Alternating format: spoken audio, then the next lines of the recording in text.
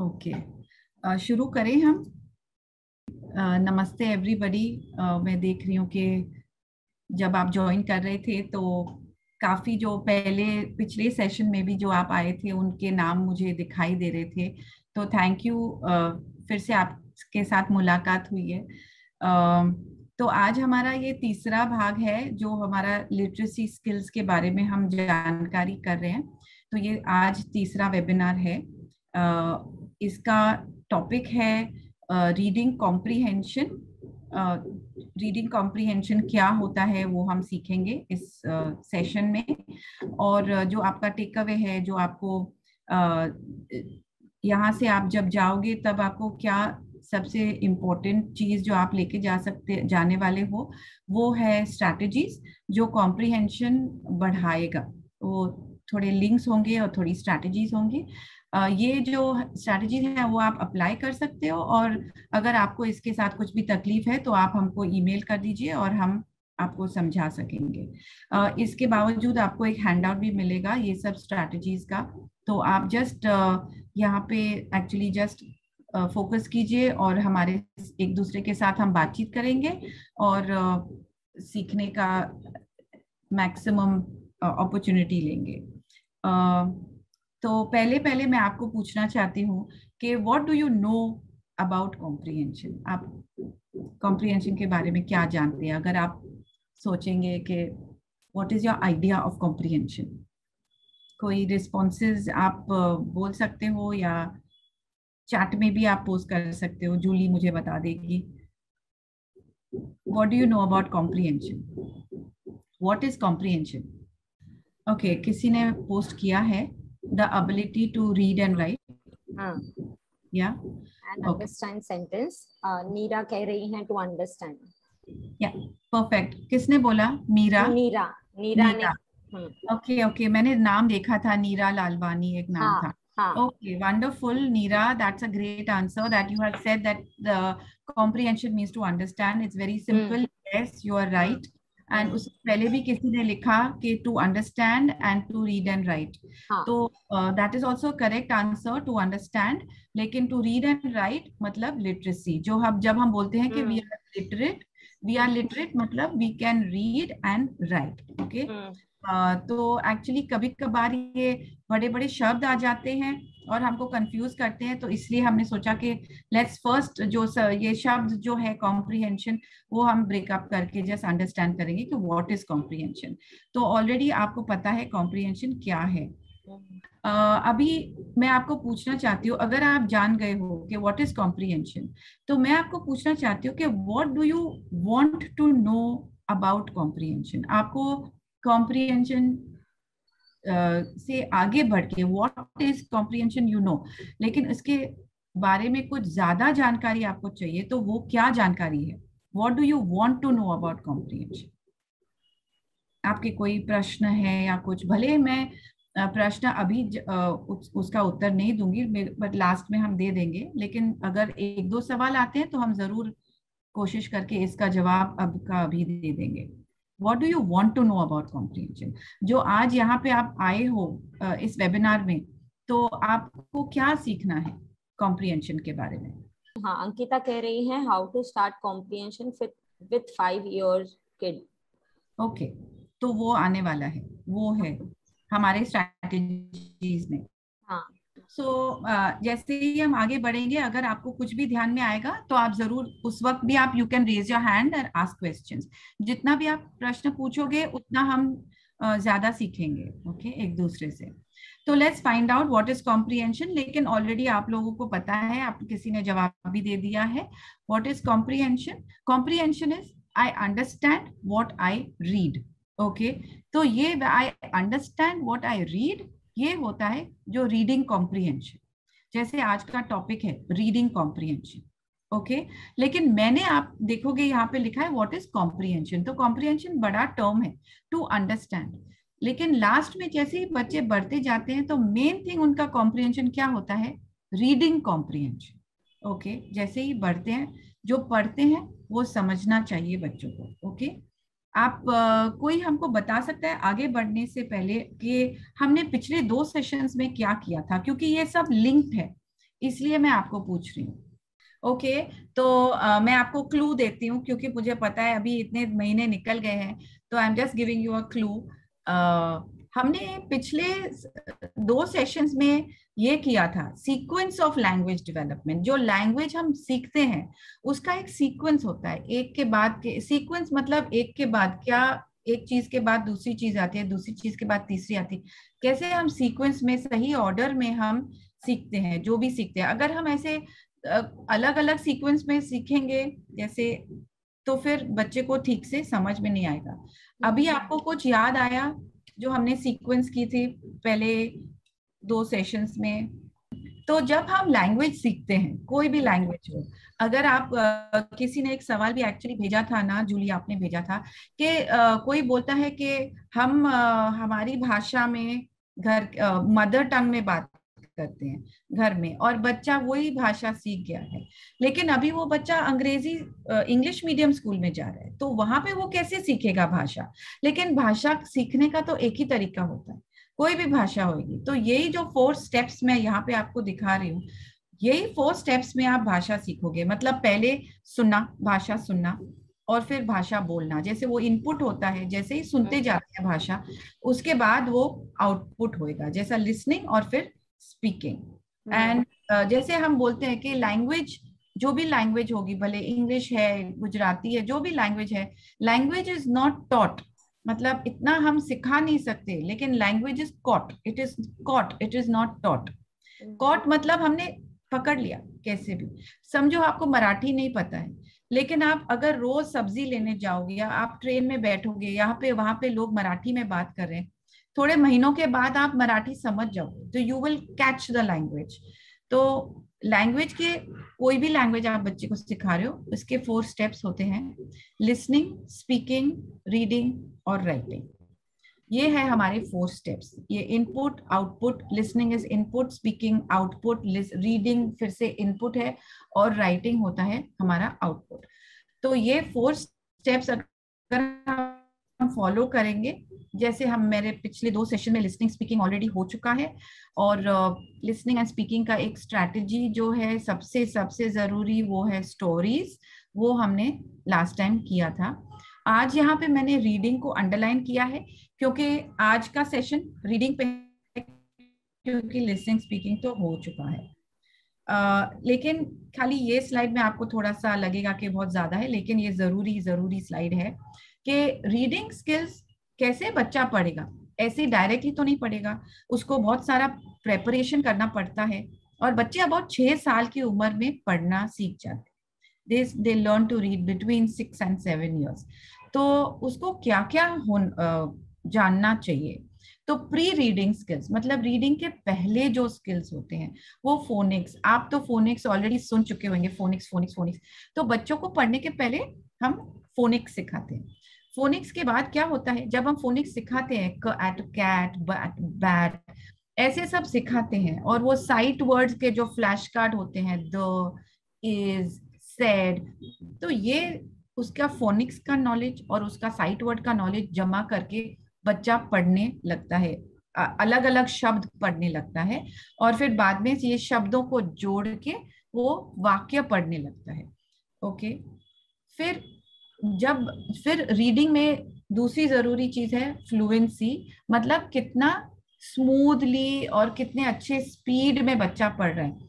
Speed मतलब ऐसा नहीं कि बहुत ज्यादा स्पीड होनी चाहिए, लेकिन अगर वो एक वाक्य पढ़ रहा है, समझो वाक्य होगा I went to the garden, लेकिन अगर वो पढ़ेगा I went to the garden, तो अगर वो इतना धीरे धीरे पढ़ेगा, तो बच्चे का जो कॉम्प्रिहेंशन है, जो वो समझ है सेंटेंस की, वाक्य की, वो ब्रेक डाउन हो जाएगी। अगर हम सही स्पीड में पढ़ें तो हमारी जो समझ है वाक्य की, वो ज्यादा अच्छी होती है। तो स्पीड, रीडिंग की स्पीड भी जरूरी है, फ्लुएंसी।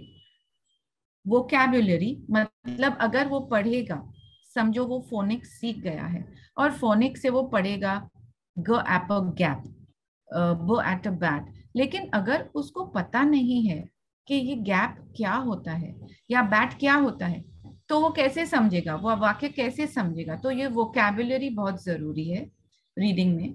और सबसे जरूरी लास्ट, रीडिंग का जो फाइनल गोल जो होता है, हम लोग पढ़ते तो हैं लेकिन रीडिंग का फाइनल गोल क्या होता है कि हमको समझना चाहिए जो हमने पढ़ा है, that is the main thing. अभी आपके बच्चे ऑलरेडी शायद 6 साल के ऊपर अगर होंगे तो ऑलरेडी फोनिक्स सीख गए होंगे, वो पढ़ सकते हैं वाक्य, लेकिन उनको जो टेक्स्ट मटेरियल है, टेक्स्ट बुक है स्कूल का जो पढ़ाते हैं या किताबें हैं, स्टोरी बुक्स हैं, उसको उसमें से सबसे ज्यादा मतलब ऑप्टिमली मतलब वो अंडरस्टैंड कर लें जो मटेरियल लिखा है, उसके बारे में हम आज बात करने वाले हैं और स्ट्रैटेजीज पे उसके बारे में। तो यहाँ पे आप देखोगे ये जो 4 भाग हैं, फ्लुएंसी मतलब स्पीड, वो हरा वाला, फिर वो पर्पल कलर का वोकैबुलरी है, ऑरेंज में हमने फोनिक्स लिखा है, ये फोनीमिक अवेयरनेस, ये चित्र में लिखा है लेकिन ये साउंड अवेयरनेस होता है जो बच्चों को बचपन में ही सिखाते हैं। लेकिन इनमें से जो मैंने पहले भी 4 पॉइंट्स आपको बताई थी, इनमें से एक भी चीज सही नहीं होगा तो ये जो आप गोल देख रहे हैं ब्राउन कलर का गोल कॉम्प्रिहेंशन पिक्चर में, तो अगर इनमें से एक भी चीज सही नहीं है तो वो जो आपका कॉम्प्रिहेंशन है वो ब्रेक डाउन हो जाएगा, वो इतना अच्छा नहीं होगा। तो मतलब ये सब चीजें हमको, वोकैबुलरी भी चाहिए, फोनिक्स भी चाहिए, स्पीड भी चाहिए, सब चाहिए अगर हमको बच्चे को अच्छा कॉम्प्रिहेंशन स्किल्स होना है, तो हमको सब पे ध्यान देना पड़ेगा। कोई अगर क्वेश्चंस है तो यू कैन जस्ट इंटरप्ट। समझो मैं आपको एक इंस्ट्रक्शन देती हूँ अभी, 1 स्टेप इंस्ट्रक्शन मैं आपको देती हूँ, स्टैंड अप। तो आप स्टैंड अप करोगे, let us all stand up, okay. And अभी 2 step instruction, sit down and clap your hands twice, ये 2 स्टेप इंस्ट्रक्शन है, ओके। अभी आप में से कोई भी मुझे एक 3 स्टेप का इंस्ट्रक्शन दीजिए। ये ऐसे इंस्ट्रक्शंस हम स्कूल में सुनते ही हैं, टीचर्स बच्चों को सुनाती रहती है, come here, sit down, bring the blue ball, sit on the red chair and put your book out. ये इंस्ट्रक्शंस होते हैं, 1 step instructions, 2 step instructions, 3 step instructions तक बच्चों को हम कराते हैं। कोई भी मेरे को एग्जाम्पल दे सकेगा 3 स्टेप इंस्ट्रक्शन का? किसी को भी एग्जाम्पल देना है? हेलो, हाँ बोलिए, गुंजन के मामले। हाँ मैं दूं? हाँ बोलो ना। हाँ Gunjan, go outside, drink your water and play. Very good, excellent. तो ये क्या, तो अगर आप ये इंस्ट्रक्शन आपके बच्चे को दोगे तो आपका बच्चा करेगा? हाँ, यस। हाँ, ठीक है। तो ये भी कॉम्प्रिहेंशन हुआ। और एक इंस्ट्रक्शन आया है चैट बॉक्स में, मीरा कह रही हैं take out your math book, go to page 10 and do the sum. या दैट इज एन इंस्ट्रक्शन। तो ये क्या है, ये दिस इज आल्सो कॉम्प्रिहेंशन। आपने इंस्ट्रक्शन दिया और बच्चे को समझ आया, बच्चा, द चाइल्ड अंडरस्टूड या कॉम्प्रिहेंशन। तो इसको क्या बोलते हैं? इसको बोलते हैं लिसनिंग कॉम्प्रिहेंशन। मतलब you understand the meaning of the spoken word, written word नहीं है ये, अभी हमने राइटिंग किया नहीं है, लेकिन ये लिसनिंग कॉम्प्रिहेंशन। तो बच्चों का कॉम्प्रिहेंशन बचपन से ही शुरू हो जाता है। आपको पता चलेगा कि मेरा बच्चा ये समझ रहा है, उसकी समझ है या नहीं है, या कितनी समझ है। तो ये बोलते हैं लिसनिंग कॉम्प्रिहेंशन। तो मतलब बच्चे लिसनिंग कॉम्प्रिहेंशन छोटी उम्र से ही करने लगते हैं। अगर आप इंस्ट्रक्शन दो और बच्चा समझ जाए और वो कर ले, मतलब ही हैज गॉट कॉम्प्रिहेंशन के स्किल्स, ओके। फिर आपको जितना कॉम्प्लेक्स करना है आप कॉम्प्लेक्स कर सकते हो, 1 2 3 instruction, complicated instruction, pick the red box, put it in the blue pen, ऐसा। तो वो हो गया लिसनिंग कॉम्प्रिहेंशन। अब हम बात करेंगे picture comprehension, okay. Picture comprehension भी बच्चे बचपन से ही करने लगते हैं। जैसे ही आप उनको कुछ स्टोरी बुक सुनाओगे, ऑलरेडी बच्चा वो पिक्चर देख के वो समझना शुरू करेगा, ओके। ये ऐसे हम जैसे पिक्चर टॉक कर स्कूल्स में, वो क्यों करते हैं पिक्चर टॉक? मतलब बच्चों की वोकैबुलरी चेक करते हैं, वो देखते हैं, बच्चे को पता है bench, scooter, dog, tree, branch, ये जो सब शब्द बच्चे यूज करेंगे, इसमें हमको पता चलेगा कि बच्चे की वोकैबुलरी कैसे है, उसका वर्ड्स का जो नॉलेज है वो कैसा है, वो कितने शब्द जानता है। और ये पिक्चर कॉम्प्रिहेंशन, पिक्चर टॉक जो हम करते हैं, इसमें हम समझ जाते हैं। अभी जब हम पिक्चर दिखाते हैं, तो अगर आपके बच्चे ये लेवल पे हैं, जो वो पिक्चर कॉम्प्रिहेंशन के लेवल पे हैं, आप एक ही पिक्चर दिखा के आप कोई भी बेसिक क्वेश्चन पूछ सकते हो। जैसे यहाँ पे ये टीचर क्या कर रही है, बेंच के पीछे कौन खड़ा है, या बेंच पे कितने लोग बैठे हैं, झाड़ पे कौन चढ़ गया है। ऐसे आप बेसिक क्वेश्चंस आप पूछ सकते हो, वेरी डायरेक्ट सिंपल क्वेश्चंस। और अगर ये पिक्चर देख के बच्चा है, तो मतलब बच्चे का कॉम्प्रिहेंशन स्किल्स है, कर रहा है। तो वो हो गया पहला, लिसनिंग कॉम्प्रिहेंशन, और फिर पिक्चर कॉम्प्रिहेंशन। ये भी देखिए, पिक्चर कॉम्प्रिहेंशन इन डेली लाइफ। अगर आप बच्चे को ये चित्र दिखाओगे, जस्ट ये पिक्चर के साथ आप कुछ बातें कर सकते हो, और ये बात करके आप बच्चे को इसके बारे में भी सवाल पूछ सकते हो। हर बच्चा जानेगा ये क्या है।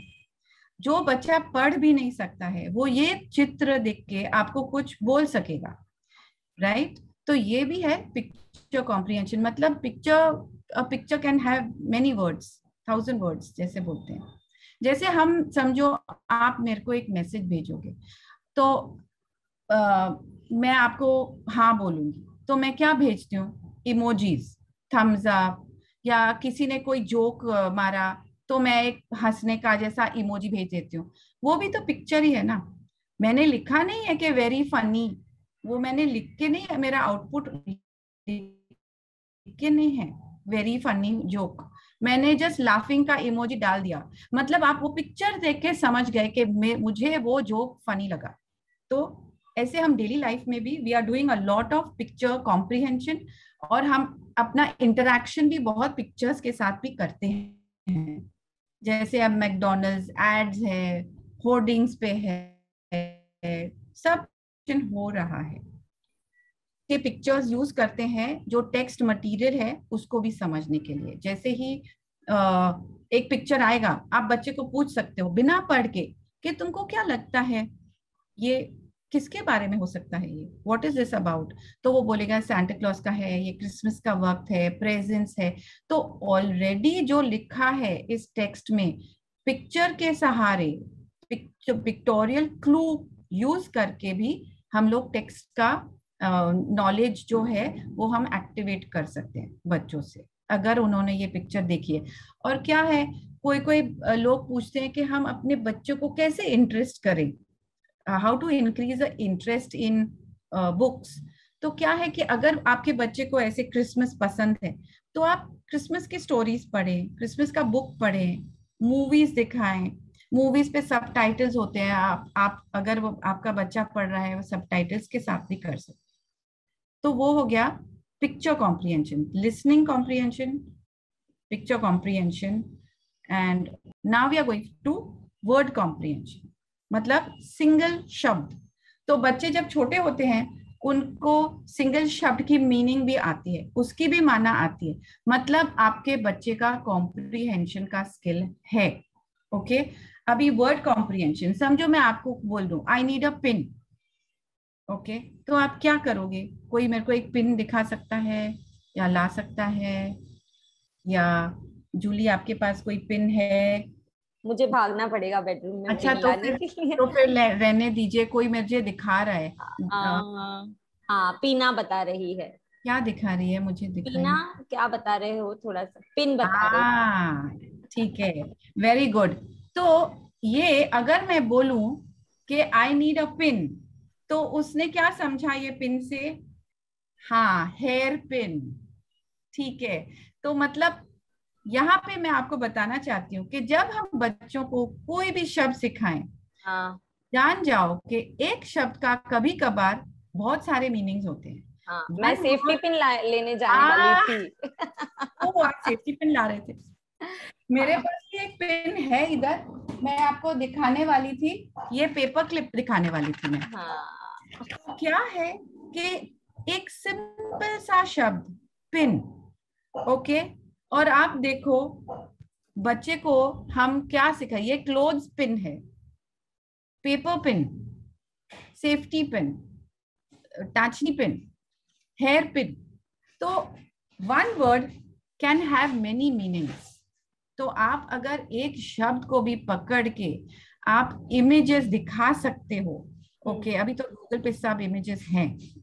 एक अंकिता बहुत इंटरेस्टिंग बोल रही है, वो कह रही है इट कैन बी पासवर्ड वाला पिन एज वेल। आज के जमाने वाला pin. Same here, Soham sorry वो तो मैं भूल ही गई, पर पासवर्ड मंजू, यस। अरे जमाना ही कुछ अलग है। तो कोई कोई पेरेंट्स क्या बोलते हैं कि अरे हमारी नॉलेज इतनी नहीं है तो हम क्या सिखाएंगे बच्चों को।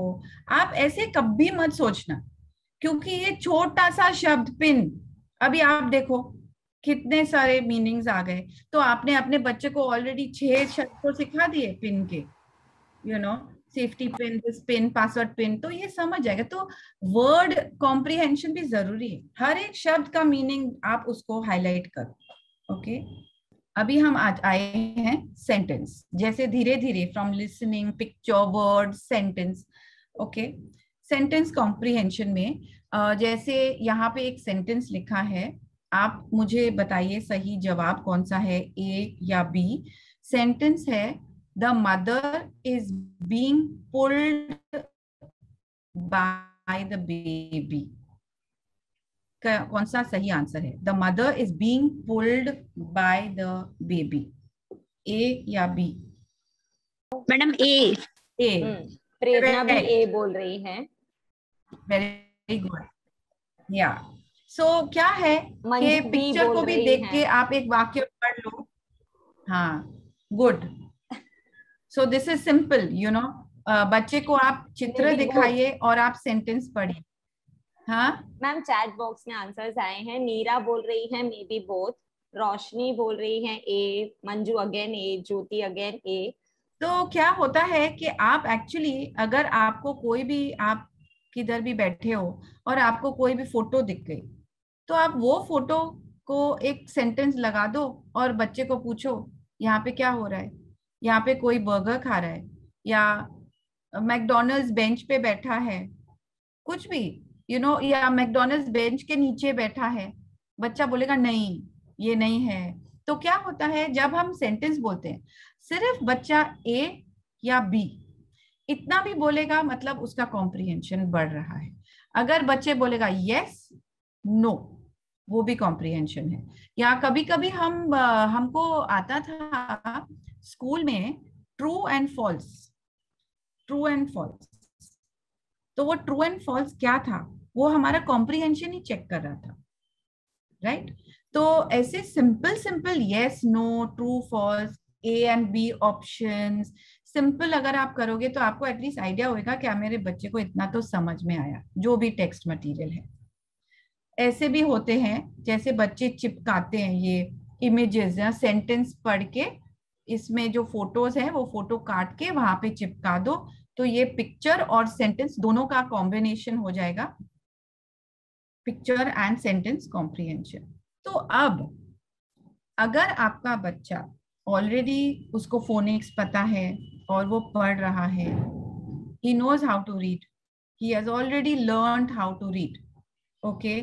ये जो एरो दिख रहा है वो सर्कल पे, वहां पे लिखा है your child has completed this stage, he knows how to read। अब बच्चे को पढ़ना जो आ गया है, तो he now has to, after he has learned to read, he has to read to learn। ये जो चेंज आ जाती है, first you have to learn to read, then you have to read to learn. तो first standard तक second बच्चे को सिखाते जाते हैं phonics, A B C D, ये सब सिखाते हैं। उसके बाद बच्चा जान जाता है कि अब मैं कैसे पढ़ सकता हूँ। उसके बाद बच्चे को टेक्स्ट मटेरियल में थोड़ा थोड़ा टेक्स्ट बुक्स में छोटे छोटे पैसेजेस आ जाते हैं, सेंटेंसेस आ जाते हैं। अभी हम जानते हैं कि ये पढ़ के समझता है या नहीं, okay? You have to learn to read. And हम लोग रीड क्यों करते हैं? Why do we read? ज्यादा करके दो वजह होती है. We are reading to learn. Okay, हम नॉलेज के लिए पढ़ रहे हैं. और दूसरी बात, we are reading for pleasure. Just novel पढ़ेंगे या कोई स्टोरी बुक पढ़ते हैं या कुछ भी हम लोग इंटरनेट पे कुछ भी पढ़ते हैं जस्ट फॉर फन. ओके, जैसा कोई डाइट पढ़ लिया, डाइट के बारे में पढ़ लिया कुछ भी, तो that is your reading for pleasure. नहीं तो हम we are reading to learn या टू गेट नॉलेज, जैसे न्यूज़पेपर पढ़ते हैं जस्ट टू गेट इंफॉर्मेशन. तो अभी ये मेन तकलीफ होती है, ये मेन टॉपिक है. तो समझो लिसनिंग कॉम्प्रिहेंशन है, वो बच्चे जान जाते हैं. पिक्चर कॉम्प्रिहेंशन, फिर वर्ड कॉम्प्रिहेंशन आता है, फिर आगे बढ़ के सेंटेंस कॉम्प्रिहेंशन हो जाता है, एक पूरा वाक्य. अब क्या होता है लास्ट में कि काफी सारे वाक्य साथ में आ जाते हैं. जब काफी सारे वाक्य या एक कहानी साथ में आ जाती है, उसको हम बोलते हैं passage. This is a passage. अभी ये पैसेज का जो कॉम्प्रिहेंशन होता है, वहां पे जाके ज्यादा बच्चों को तकलीफ होती है. क्योंकि अगर एक वाक्य है तो इतना मुश्किल नहीं है, लेकिन पैसेज में क्या होता है कि बच्चे जब तक वो लास्ट तक पहुंचेंगे, वो पहले क्या हो गया वो भूल जाते हैं. कभी कभी ऐसा भी होता है. तो कॉम्प्रिहेंशन के ज्यादा अभी बहुत सारा कॉम्प्लिकेटेड मैं नहीं करने वाली हूँ, इसलिए मैं सिर्फ बताने वाली हूँ कि कॉम्प्रिहेंशन जब हम पैसेज पढ़ते हैं, कोई भी टेक्स्ट बुक या एक पैराग्राफ पढ़ते हैं, तो और उसके ऊपर हम सवाल पूछते हैं, तो या तो वो डायरेक्ट होता है या तो इनडायरेक्ट. क्वेश्चन जो होता है, जो प्रश्न पूछे जाते हैं, या तो डायरेक्ट या तो इनडायरेक्ट. सिंपल. तो अगर आपको अपने बच्चे को भी सिखाना है, उसको आप बोल सकते हो, ये हम पढ़ेंगे, फिर हम दूसरी बार पढ़ेंगे और फिर तीसरी बार पढ़ेंगे, फिर हम सवाल पूछेंगे और आप देखो सवाल कहाँ पे है. ओके, हम ढूंढेंगे. उसकी स्ट्रैटेजी है बाद में, वो मैं आपको दिखाती हूँ. यहाँ पे आप कोई भी हमसे शेयर करेगा कि जब आप अपने बच्चों को सिखाते हो तो आप क्या ट्राई करते हो, या आपने कुछ ट्राई किया है और वो सक्सेसफुल हुआ है. कोई शेयर कर सकता है कि आपका बच्चा कैसे सीखता है आपसे? हाँ मैम, कि मैं मीन्स जब भी गुंजन को कुछ भी सिखाती हूँ, तो सबसे पहला मेरा ये होता है कि उसे ये, जैसे क्यों न्यू चीज लेके बैठी हूँ, आज कुछ न्यू टॉपिक लेके बैठी हूँ या न्यू स्टोरी लेके बैठी हूँ, कि उसे समझता है या नहीं समझता. तो मीन्स थोड़ा सुनाने के बाद मैं उस उस वाले पैरा पे उससे क्वेश्चन आंसर करती हूँ, तो उसे समझता है, वो आंसर बताती है. तो मैं समझ जाती हूँ. हाँ, ये मैं समझ जाती हूँ कि हाँ, जो मैंने न्यू स्टोरी ली है, जो इसे मैंने पिछला समझाया हुआ है, यानी वो इसे याद है और उसी के बेसिस पे ये मुझे आंसर दे रही है. अच्छा, मतलब जो प्रीवियस नॉलेज है. Yes yes. तो मीन्स एक के बाद एक जैसे सीक्वेंस होता है, उसी टाइप से हम चलते हैं ना. हाँ, कभी कभी जैसे मैं इसके साथ जम्बल्ड गेम भी खेलती हूँ, कि पहले ये होएगा बाद में वो होएगा, जो बाद वाली चीज है वो पहले कर देती हूँ, फिर उसे बोलती हूँ कि तुम मुझे करेक्ट करके बताओ, तो उसे समझ जाए तो वो मुझे करेक्ट करके बताती है. करेक्ट. तो मतलब वो आपको करेक्ट करेगी, इसका मतलब तो आप जान जाओगे कि मेरे बच्चे ने समझ लिया है. यस. हाँ, यस. Very good, excellent. तो मतलब आप प्रीवियस नॉलेज का टैपिंग करते हो, और आप सीक्वेंस में करते हो. और एक और बात आपने बोली, जो भी स्ट्रैटेजी है वो है टीचिंग इन चंक्स. मतलब चंक्स मतलब छोटा छोटा, ऐसा नहीं कि पूरा का पूरा चैप्टर एक साथ में कर लो ढेर सारा. आपने बोला कि मैं थोड़ा करती हूँ फिर स्टॉप करती हूँ, फिर आप वापस उसी पे जाते हो, वो अच्छे से रिवाइज करके फिर आप नेक्स्ट स्टेप पे जाते हो ना, ऐसे. Yes yes. Teaching in small chunks. आपका नाम क्या है? मेरा खुशी, गुंजन की मम्मा. खुशी. ओके, ठीक है. तो ये भी एक सिंपल है कॉम्प्रिहेंशन, ये बहुत डायरेक्ट है, जिसमें हम सिर्फ सवाल पूछते हैं, हु, व्हाट, वेयर.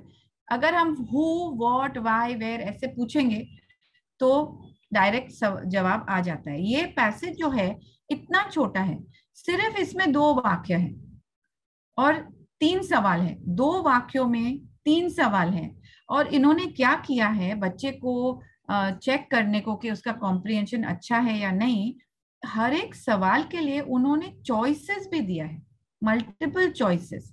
तो बच्चे को डायरेक्टली सिर्फ सिलेक्ट करना है ए बी के सी, क्या आंसर है, A answer, B answer, C answer. तो ये ना बच्चे के लिए बहुत सिंपल हो जाता है। और अगर हम ज्यादा कॉम्प्लेक्स करेंगे पहले पहले ही, तो बच्चा भी डर जाता है और उनका भी कॉन्फिडेंस चला जाता है। तो हमेशा आप शुरू करो बिल्कुल सिंपल, डायरेक्टली आंसर उनके सामने ही रख दो और वो टिक करेगा आंसर, सही आंसर, तो आप एनकरेज भी कर सकते हो आगे जाके। ये सबसे सिंपल है। अभी एक पैसेज में आपको मैं आपको I will read this passage, पढ़ लूंगी। उसके बाद वाक्य है, तो आप अगर ये इन वाक्यों का सॉरी प्रश्न है, प्रश्नों का अगर आप जवाब देंगे तो अच्छा होगा। और इसमें हम देखेंगे कि ये जो प्रश्न हम पूछ रहे हैं वो डायरेक्ट है या इनडायरेक्ट है। ये लिटरल मतलब डायरेक्ट, और इन्फरेंशियल या इन्फ्रेंस मतलब इनडायरेक्ट। ओके, तो यहाँ पे क्या लिखा है, रानी नीडेड टू कुक डिनर, मतलब रानी को खाना बनाना था और घर पे कोई सब्जी नहीं थी। तो 5 बजे वो दोनों बच्चों को लेके वो शॉपिंग गई मार्केट में। शी बॉट वेजिटेबल्स, सब्जी उसने ली और एक बैग में डाली। और she also bought some fruits, वो फ्रूट्स को भी एक अलग बैग में डाला। और ये दोनों बैग वो घर उठा के लेके आई और बैग बहुत भारी थी।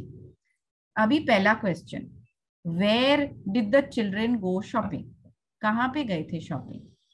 Market. Very good. Next, who all went shopping, कौन कौन गया? मम्मा and children. Very good. Next, when did the children go shopping, कब गए? At 5 p.m. Superb. At 5 p.m. अरे wow. Number 4, why did Rani go shopping? Because of vegetables and fruit. Yes. Because there were no vegetables and fruits at home. Yes, he wanted to cook dinner. Yes. How did the children help the mother? How did the children help mother? बच्चों ने माँ की मदद कैसे की? Bags carry करने में। यहाँ पे लिखा नहीं है कि उनकी बैग्स कैरी किए, बट हम ऐसा अज्यूम कर सकते हैं मैम, क्योंकि वो बैग हैवी थे, तो मे बी उनके बच्चों ने उनकी हेल्प करी हो बैग कैरी करने में। ओके ओके, लेकिन यहाँ पे लिखा है she carried the bags home, मतलब माँ ने ही कैरी किए और दे वर सो हैवी। और लास्ट क्वेश्चन है, व्हाई वाज मदर टायर्ड, माँ थक क्यों गई थी? ये तो सबकी कहानी है। यस, क्योंकि वो मींस मार्केट गई दोनों को लेकर। Bags were heavy. Yes, because the bags were heavy. She had to go to the market and she had to do the shopping and the bags were so heavy and she had to carry the bags home. Very good. तो क्या है, आप देख रहे हो यहाँ पे मैंने सब जो क्वेश्चनिंग वर्ड्स होते हैं, कॉम्प्रिहेंशन में क्वेश्चनिंग वर्ड्स आते हैं। पैसेज के बाद कोई भी कॉम्प्रिहेंशन होगा, एक पैसेज दे देंगे और बोलते हैं अभी इसको समझो और इसके जो प्रश्न है उसके जवाब दो। तो ज्यादा करके आप देखोगे जो प्रश्न शुरू होते हैं ये सब क्वेश्चनिंग वर्ड्स के साथ, जो शब्द है where, who, when, why, what, how, ऐसे सब शब्दों क्वेश्चनिंग वर्ड्स के साथ शुरू होते हैं। तो जो पहले 4 प्रश्न पूछे थे वो बिल्कुल डायरेक्ट थे, वो बिल्कुल यहाँ पे ही थे ये पैसेज में। लेकिन जो बाकी क्वेश्चन 5 और 6 जो थे वो प्रश्न का जवाब इसमें नहीं था। आपको अपने आप सोच के, आपको इनडायरेक्टली ये पूछा है लेकिन अपने आप सोच के आपको जवाब देना पड़ा, लेकिन आपके आंसर सही थे। सो thank you very much. Ma'am I think बच्चों ने मम्मा की वेजिटेबल्स और फ्रूट्स लेने में भी मदद की होगी। मे बी आप लिख सकते हो, यस, क्योंकि आप लिख सकते हो I think the children help mother. Okay, how did the children help, may be they help her, क्योंकि वो बच्चों को लेके गई ना अपने साथ। तो यहाँ पे लिखा नहीं है कि उसने हेल्प नहीं किया, लेकिन हेल्प कैसे किया वो भी नहीं लिखा है। तो आपको अगर अपने आप कुछ लिखना है तो आप लिख सकते हो। अंकिता कह रही हैं even help in separating fruits and vegetables, या एनीथिंग, क्योंकि मम्मी ने 2 बैग में डाले ना, तो आप लिख सकते हो may be the children helped mother to put the fruits in the bag, ऐसे indirectly you can say the answer like that. थोड़े बहुत स्ट्रैटेजीज हैं, इतने नहीं है, अबाउट 10 मिनट में खत्म हो जाएगा। और एक अलग हैंडआउट आपको मिलने वाला है। So thank you very much, और मुझे बोलना है आपको please continue to participate. Thank you are really the best. तो पहला ये है KWL। ये KWL बहुत बहुत अच्छा स्ट्रैटेजी है, बच्चों के साथ बहुत अच्छे से हेल्प करता है। KWL मतलब 3 कॉलम बनाने हैं एक एक्स्ट्रा ब्लैंक बोर्ड पे या शीट पे। K मतलब व्हाट आई नो, कि मुझे पता क्या है। जैसे मैंने आपको पूछा ना कॉम्प्रिहेंशन में, आपको पता क्या है, व्हाट इज कॉम्प्रिहेंशन, और किसी ने जवाब दिया ओके व्हाट इज कॉम्प्रिहेंशन। जब मैंने आपको पूछा what do you want to know, आपको पता क्या करना है, कॉम्प्रिहेंशन में किसी ने पूछा नहीं, लेकिन लास्ट में क्या है, what did you learn. KWL मतलब what do I want to know, what do I know, what I want to know and what I have learned. अभी अगला जो स्लाइड है वो, ये तो ब्लैंक स्लाइड है KWL का। अगला स्लाइड आप देखेंगे what I know, what I want to know and what I learned. ये सबसे बहुत बहुत सक्सेसफुल स्ट्रैटेजी है। ये देखिए ट्रीज के बारे में, व्हाट डू आई नो कि ट्रीज को को पत्ते होते हैं, ट्रीज के जो झाड़ के हैं वो अलग अलग रंग होते हैं, साइज होते हैं, ब्रांचेस होती है, ऐसा सब लिखा है। और फिर बच्चे को पूछना चाहिए कि झाड़ के बारे में तुम क्या जानना चाहते हो। जो भी आपका टेक्स्ट बुक का चैप्टर होगा आप उसको पूछ सकते हो कि इसमें तुमको क्या अलग जानकारी चाहिए, वो आप लिख लो। और फिर आप चैप्टर सिखाओ बच्चे को, और फिर बाद में आप लास्ट जो कॉलम है व्हाट आई लर्नड, फिर वो बच्चे को बोलो अभी तुम मेरे को बोलो क्या सीखा तुमने ये झाड़ के बारे में। तो ये आप देखोगे इसमें क्या है, बातचीत बहुत करनी पड़ती है बच्चे के साथ, क्योंकि बातचीत से ही उसका जो थिंकिंग है वो थोड़ा सा आप खोल सकते हो। You can open his mind and make him ask questions. तो KWL is a very very successful strategy. ये दूसरा स्ट्रैटेजी है हियर हिडन हेड। ये 3H वाला स्ट्रैटेजी। हियर मतलब क्या है कि जो जवाब है वो यहीं पे है। जैसे हमने वो रानी का किया, where did they go, they went to the market, मतलब जो जवाब है वो इसी में है, यहीं पे लिखा है हियर। जब भी हम हिडन बोलते हैं कि कहाँ पे छिपा हुआ है, कभी कभार हमको ढूंढना पड़ता है कि जवाब कहाँ पे लिखा है। जैसे हम प्रश्न आता था तो हम प्रश्न का एक शब्द हम पकड़ लेते थे कीवर्ड, और हम टेक्स्ट में वो ढूंढते थे, है ना, कोई करता था ऐसे, वो ढूंढते थे और हम बोलते हाँ ये इधर किधर होगा जवाब, हम उसको ढूंढ के वहां पे अंडरलाइन करके बोलते शायद इधर है। और जो लास्ट है वो है हेड। हेड मतलब कि हमारे सर में है, हम प्रीवियस नॉलेज एक्टिवेट करके, जैसे आप लोगों ने गेस किया कि शायद बच्चों ने माँ को फ्रूट्स और ये सेपरेट करने में मदद की होगी या शॉपिंग में मदद की होगी।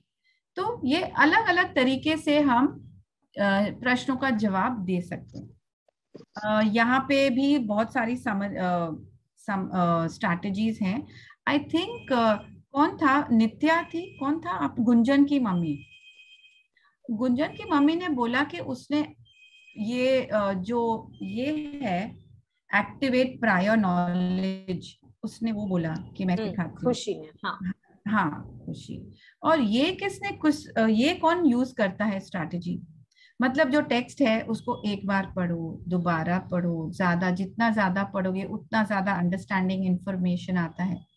ये कौन करता है बच्चों के साथ, आपके बच्चे के साथ ये चलता है, सक्सेसफुल है?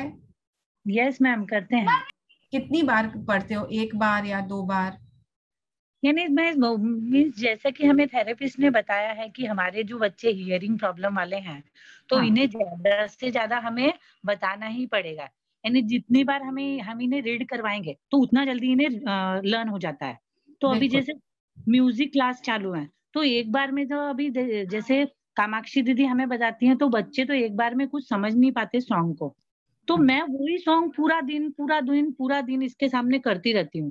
तो ये फिर वो सॉन्ग ये इसको याद हो जाता है।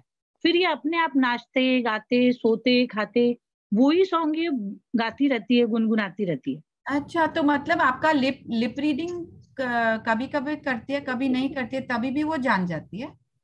नहीं, अभी जैसे ये हियरिंग है तो ऐसे तो नहीं, लेकिन कभी कभार उसे लिप रीडिंग भी देना पड़ता है। जैसे कोई लॉन्ग सेंटेंस होता है हाँ या हाँ जैसे हाँ। कुछ उसे नहीं समझा उस समय थेरेपिस्ट ने कहा है कि अभी हियरिंग एज पे है तो थोड़ा बहुत तो लिप रीडिंग देना पड़ेगा। हाँ। लेकिन अभी जैसे फर्स्ट टाइम उसे सॉन्ग सुनाएंगे तो वो फर्स्ट टाइम नहीं समझ में आएगा, second correct. Time, third time, fourth time, ऐसे जैसे मैं रिपीट करते जाऊंगी तो उसे वो सॉन्ग लर्न हो जाता है। अच्छा, ये तो वेरी गुड। yes, तो मतलब उसकी ऑडिटरी मेमोरी अच्छी होगी, हाँ ये क्योंकि तो आप, है, ये हाँ, तो है। बार बार सुनाते जाओगे तो उसकी मेमोरी भी अच्छी होगी ना रिपीट करने में। Very good, good yes, strategy. तो यहाँ पे भी जो है, या तो थिंक अलाउड, ये भी थिंक अलाउड जो है ना यहाँ पे, ये बहुत ही अच्छा स्ट्रैटेजी है। मतलब आप जो भी टेक्स्ट बुक, आप कोई भी चैप्टर होगा ना, आप उसके बारे में जस्ट पढ़ो और फिर उसके बारे में बात करो और बोल रहे हो कि ये क्या है। समझो आप शिवाजी का चैप्टर कर रहे हो, तो ये क्या है, तुमको क्या लगता है ये शिवाजी, उसके हाथ में ये क्या है? तो आपका बच्चा बोलेगा ये कुछ स्वॉर्ड का जैसा लगता है। ऐसे, बाप रे, ये किसी आर्मी में काम करता है क्या, तुमको क्या लगता है?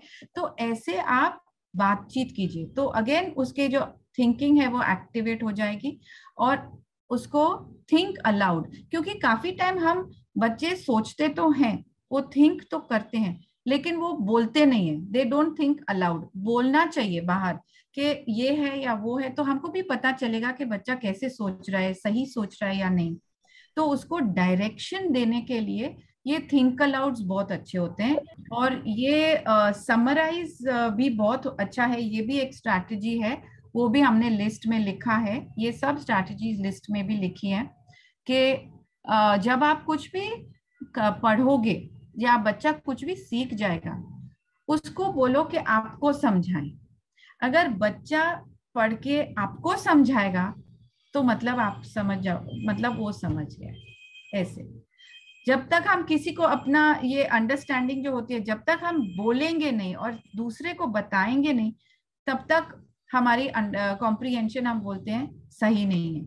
जैसे कौन जब छोटे थे, जब आप स्कूल में थे, क्या आप अपने दोस्त के साथ या फ्रेंड्स के साथ पढ़ाई करते थे? कौन करता था अपने फ्रेंड्स के साथ पढ़ाई, फ्रेंड के घर जाके पढ़ाई करना? तो क्या करते थे आप?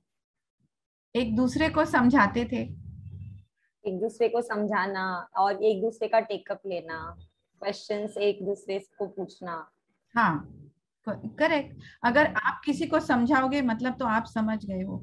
जब अब वो आपको समझाएगी, मतलब आप अगर कुछ नहीं होगा सही तो आप पॉइंट आउट करोगे, मतलब आपका कॉम्प्रिहेंशन है। और क्वेश्चंस पूछना मतलब आपका कॉम्प्रिहेंशन है। तो अगर पैसेज है, आप बच्चे को भी बोल सकते हो कि इसके बारे में चलो हम साथ में मिलके कुछ क्वेश्चंस बनाते हैं। तो जब बच्चा कॉम्प्रिहेंशन बनाता है, क्वेश्चंस बनाता है, प्रश्न, तब भी हम जान जाएंगे कि बच्चे को समझ आया है। हाँ, तो जैसा मैंने वो KWL किया था, what do you know, what you want to know, and what have you learned. तो आपने क्या सीखा है कॉम्प्रिहेंशन के बारे में? कोई बता सकता है? पेरेंट्स कोई बताना चाहेगा, अनम्यूट करके भी बता सकते हैं। हाँ खुशी बताओ। मीन्स कॉम्प्रिहेंस का मतलब मीन्स मैंने अभी जैसा आपने बताया तो ये कि सबसे पहला वो है कि जो भी हमने अभी तक बच्चे को बताया है बैठ के, जो हम टॉपिक लिया है, तो वो बच्चे से कुछ पूछेंगे और वो उसे समझ आ गया, उसने राइट आंसर दे दिया, तो वो ही मीन्स कॉम्प्रिहेंशन है। हाँ, सही है। ओके। तो ये है जैसा KWL, तो मैंने आपको पहले पूछा ना, वो जो चार्ट में आपको दिखा है ना KWL, तो ये है व्हाट हैव यू लर्न। और दूसरा क्या आपने सीखा कि कॉम्प्रिहेंशन, इसका मतलब सिर्फ ये नहीं है कि आप पैसेज पढ़ो और जवाब दो प्रश्नों का, बस यही कॉम्प्रिहेंशन नहीं, लिसनिंग कॉम्प्रिहेंशन भी जरूरी है। मतलब कभी कभी आप जो टेक्स्ट बुक है आप पहले पढ़ लोगे, फिर आप बच्चे को समझाओगे, ओके, और बच्चा आपको सुन रहा है, वो भी लिसनिंग कॉम्प्रिहेंशन है। पूरा चैप्टर, आप पूरा का पूरा चैप्टर पढ़ के समझ के आप अपने बच्चे को जस्ट कहानी के जैसे सुनाओगे और वो समझ जाएगा, वो है लिसनिंग कॉम्प्रिहेंशन। वो भी कॉम्प्रिहेंशन का एक स्ट्रैटेजी होता है। तो listening comprehension, pictures, words, sentences, और फिर बड़ा पैसेज या टेक्स्ट बुक का जो पैराग्राफ्स होते हैं चैप्टर। और ये जो एक्स्ट्रा स्ट्रैटेजीज है 3 पेजेस हैं, ये 3 पेजेस मैं वेरी इजी है समझने के लिए, ये मैं जूली को ईमेल कर दूंगी, और ये और बाकी के भी स्ट्रैटेजीज और सम लिंक्स भी मैं भेज दूंगी, तो वो आपको फॉरवर्ड कर देगी, तो आपको समझ में आएगा। या और इसमें काफी हमने ऑलरेडी कवर कर दिए हैं। ओके, और ये है किसने बोला था सीक्वेंसिंग, खुशी ने बोला था ना, सीक्वेंसिंग कराते हैं बच्चों के साथ, जंबल सेंटेंसेस देते हैं, राइट। तो sequencing is also a strategy, जो मैंने वहां पे नहीं लिखा था, लेकिन मैंने सोचा मैं लास्ट में यहाँ पे लिख दूं। तो ये अगर मैं सीक्वेंस में नहीं लिखती थी तो थोड़ा समझने में मुश्किल होता है, इसलिए ऐसे ही। So this was the topic. तो ये बहुत सिंपल तरीके से हमने कॉम्प्रिहेंशन का इंट्रोडक्शन किया है। स्ट्रैटेजीज आपको मैं भेज दूँ, जोली ईमेल कर देगी। अभी आपको अगर क्वेश्चन आंसर पूछ रहे हैं तो 5-10 मिनट के लिए कोई भी क्वेश्चंस पूछ सकते हो, तो लेट्स ट्राई टू। हाँ मैम, मुझे पूछना था एक क्वेश्चन। हाँ बोलिए। कि ये कि मीन्स जैसे कि अभी आपने बताया और मैंने भी बताया कि किस टाइप से मैं गुंजन को मीन्स आगे लेके जा रहे हैं, सिखा रहे हैं। ये मुझे मीन्स एक था कि जैसे जैसे अभी एज बढ़ेगी तो वैसे वैसे अभी ज्यादा मीन्स होता जाएगा, जो पढ़ाई का जो लेवल है वो अप होता जाएगा। तो जैसे अभी छोटी है तो लेवल भी अभी छोटा है, जैसे जैसे बड़ी होगी लेवल बढ़ेगा। तो जैसे ये अभी क्वेश्चन के आंसर दे रही है, ऐसे ही मुझे जैसे मैं अभी ज्यादा समझाना पड़ता है, ऐसे ही बाद में समझाते रहना पड़ेगा ज्यादा से ज्यादा। अगर अभी से ही उसकी नॉलेज अच्छी है ना, तो दूसरी बात क्या होता है, अगर आप देखोगे उसकी कॉम्प्रिहेंशन मतलब उसकी समझ ठीक है, मतलब वो 1-2-3 बार पढ़ के या कभी इंटरनेट पे जो मीनिंग्स है वो भी सीख के वो समझ जाती है ना, तो कोई तकलीफ नहीं होगी। क्योंकि जैसे ही फिर वो रीडिंग टू लर्न हो जाएगा ना, वो तो इतना मुश्किल नहीं होना चाहिए। यानी उस समय तो मुझे इतना नहीं, जैसे अभी मुझे बहुत बोलना पड़ता है, उसके सब चीज समझानी पड़ती है। अभी जैसे एक मुहावरा है, कहीं जैसे मैंने मास्क नहीं लगाया समझो, ठीक है, तो वहां कोई ऑफिसर आ गया, समझो मुझे डर लगा कि तो मैं तो किसी अपनी बहन को ऐसे ही बोलूंगी ना, ला जल्दी मुझे मास्क दे, मरवाएगी क्या मुझे? हाँ, मैं ऐसे ही बोलूंगी ना। हाँ, तो अब ये मरवाएगी क्या मुझे? अब ये हमारी नॉर्मल हियरिंग है तो हम फटाफट समझ जाएंगे।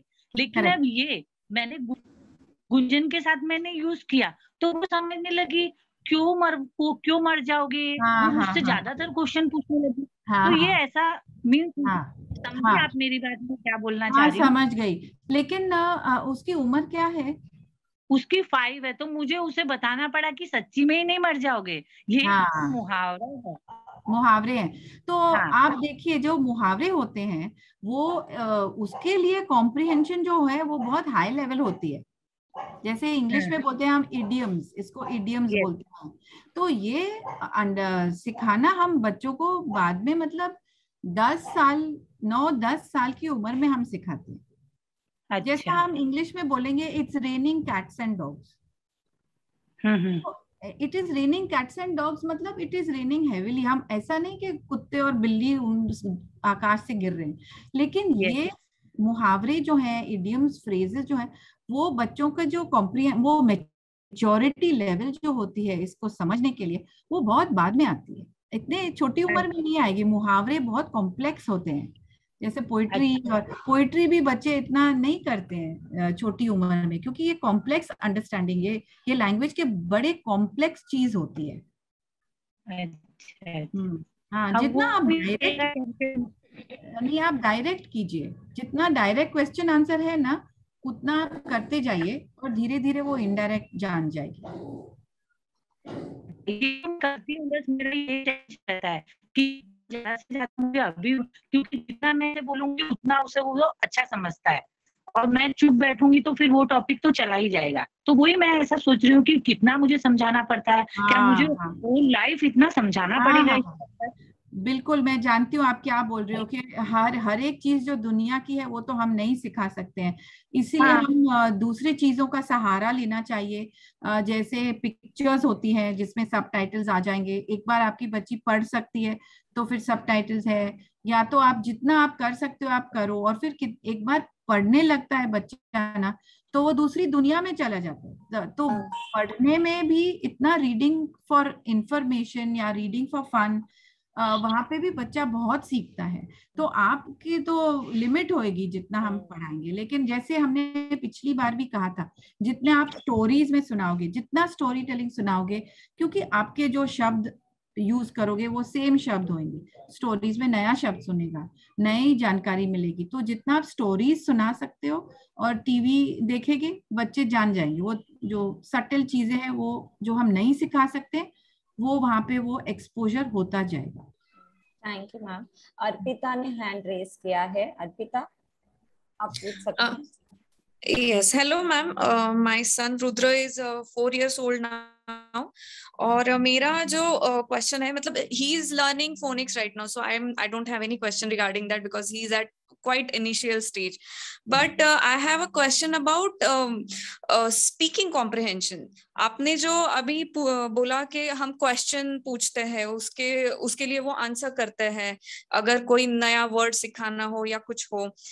तो मेरा बच्चा अभी एक सेंटेंस में most of the time answer करता है। कोई भी सिचुएशन हो, कोई भी पिक्चर हो, तो वो एक सेंटेंस में पूरा बता देगा। अगर मैं बीच दिखाती हूँ तो एक सेंटेंस में वो मुझे पूरा बोल देगा that there is a beach and I can see a sun. ये भी थोड़ा लंबा हो गया, वो शॉर्ट सेंटेंस में सारा कुछ बता देगा। लेकिन मेरा ये है कि वो अभी डिस्क्राइब करना नहीं चालू किया है उसने, और ये स्टेज पे उसने करना चाहिए। It is expected from him to describe a situation और अ पिक्चर, एनीथिंग।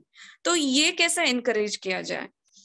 तो जब आप उसके साथ बाहर जाते हो अर्पिता, तब आप जस्ट बोल सकते हो, ऐसा नहीं है कि लंबी सेंटेंस होनी चाहिए, आप जस्ट बोल सकते हो। जब समझो आप नीचे जाओगे तो समझो आप मेढक देखोगे, या अभी बारिश में कुछ भी देखोगे, तो आप बोल, या पडल्स देखोगे, पानी, अरे बारिश हो रही है, it's heavy rain, it's drizzling, it's thundering, it's lightning. तो ये जो वर्ड्स हैं रेन के साथ एसोसिएटेड जो है, जो एडजेक्टिव्स हम बोलते हैं, एडवर्ब्स बोलते हैं, ये आप जस्ट एक ऐड कर दीजिए अपने जो शब्द आप सिखा रहे हो उसको। समझो आप कुत्ता के बारे में सिखाते हो, dog, then you can tell him big dog, fat dog, fluffy dog, black and white dog, like that.